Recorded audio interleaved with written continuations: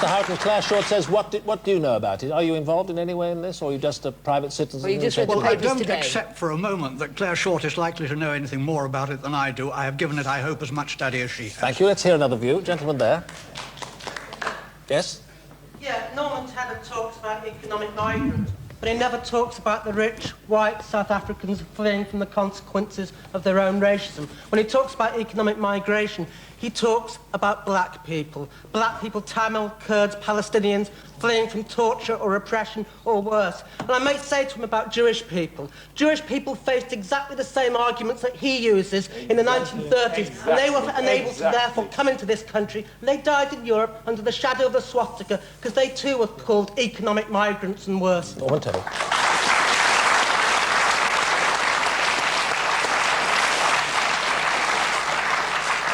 Well, I come back essentially to the question that was asked.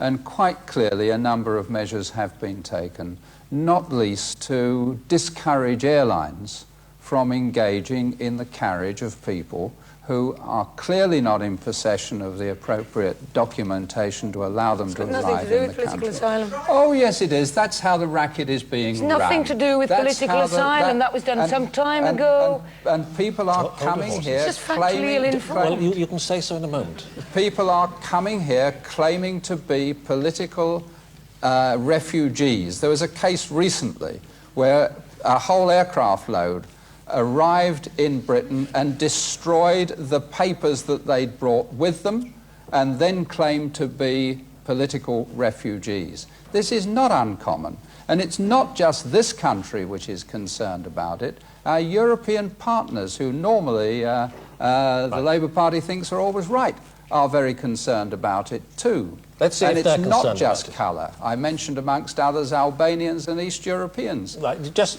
gentleman there in the tie. I'd just like to say that I feel that foreigners can come into this country and they don't have to inflict their religions, their beliefs on us, the British. Right, let's hear some other views. Lady there.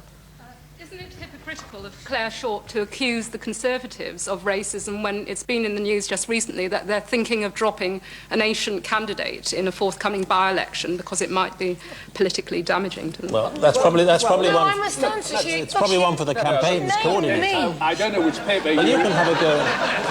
I don't know which paper you're referring to, but I can tell you there's not a shred of truth in what you say. Indeed, quite the reverse. I assume you're referring to Ashok Kumar and the by-election on Teesside. He has been not only properly selected, but confirmed as Labour candidate. He will have our wholehearted support, and I'm quite sure he's going to win. Do you want an apology from that lady? I would like an apology. I'd like to know what newspaper you read, please. On the BBC, I think. You just said a newspaper. I don't think you're right. You'll have to tell us what You programme. said a newspaper earlier. Gentleman there.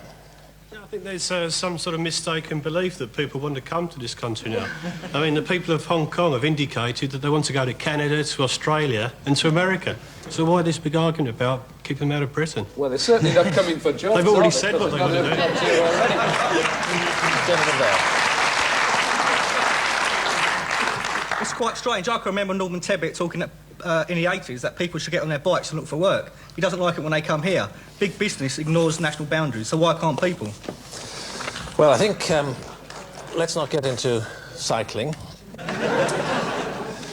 Otherwise we will be here all night. Question now from Gordon